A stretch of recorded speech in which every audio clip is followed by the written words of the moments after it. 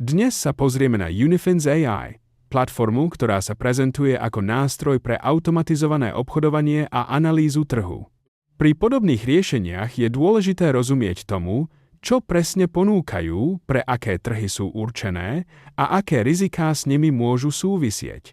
V tomto videu sa zameriam na to, ako Unifins AI pôsobí z pohľadu používateľa, aké má možné funkcie a či ide skôr o zaujímavý tradingový nástroj alebo marketingový sľub, ktorý treba overiť opatrne. Podobné AI platformy bývajú spojené s kryptomenami, Forexom, CFD a všeobecnou analýzou finančných trhov. Ich hlavná výhoda má byť úspora času, automatizácia signálov a jednoduchšie rozhodovanie. Na druhej strane však platí, že žiadny systém nemôže odstrániť trhové riziko.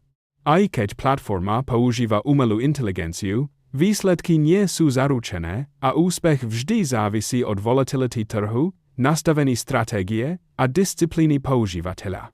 Unifins AI preto odporúčam vnímať ako predmet dôkladného preskúmania.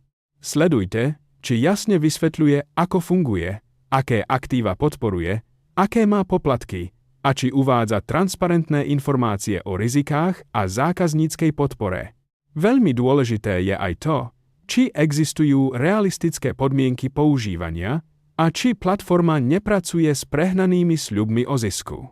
Ak vás zaujíma automatizované obchodovanie, AI signály alebo nástroje pre analýzu trhu, Unifins AI môže byť zaujímavá na porovnanie s inými riešeniami.